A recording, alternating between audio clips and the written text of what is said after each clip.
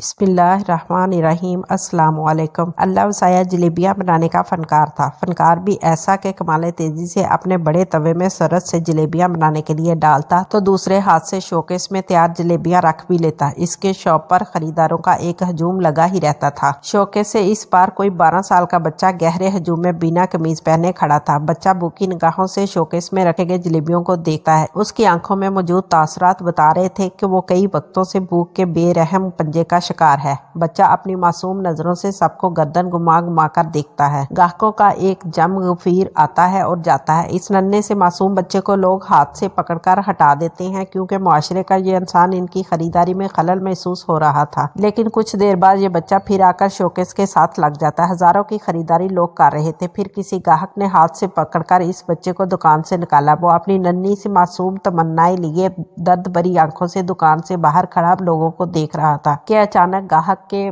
Packing کے دوران اللہ وسعیہ کے ہاتھوں سے جلیبیوں کا ایک رول گر گیا۔ نہ تو گاہک نے اس کو اٹھانے کی ضرورت محسوس کی، نہ ہی اللہ وسعیہ نے، کیونکہ وہ اس شہر کا جانا مانا رئیس تھا۔ اس کا آرڈر بھی تو 5000 کا تھا۔ کسی ماں کی گود کے اس پھول نے دوڑ کر وہ گری ہوئی جلیبی اٹھائی، گرد سے صاف کی اور دکان سے باہر آیا۔ پھر تیزی سے دوڑ لگا کر وہاں پہنچا جہاں اس کی قمیض پڑی تھی اور پھر دوڑتا چلا گیا۔ کافی دور دوڑنے کے بعد اس کو خیال آیا کہ جلیبی یوں کھلی رکھی ہے، خراب ہی نہ ہو جائے۔ سامنے دیکھا تو ایک اشتہار پڑا تھا۔ لکھا تھا، ملک سے غربت ختم کرنے میں ہمارا ساتھ دیں، آپ کے قیمتی ووٹ کا بالکل اصل حقدار۔ اس نے وہ اشتہار اٹھایا، جلیبی رکھی اور رول کر کے لپیٹ لی۔ مختلف راستوں سے، گلیوں سے، محلوں سے گزرتے ہوئے وہ ایک دروازے کے سامنے رکا، سانس ٹھیک کی اور پھر دروازہ کھولا۔ سامنے ہی ایک بچہ تھا، شاید 2 سال کا بچہ تھا، ایک چھوٹے سے پتھر سے کھیل رہا تھا۔ اس نے دوڑ کر اس کو اٹھایا، تھوڑا پیار کیا، سہلایا، سر پر ہاتھ پھیرا، چہرے پر بوسہ دیا، گلے لگایا، پھونک مار کر زمین صاف کر کے بٹھایا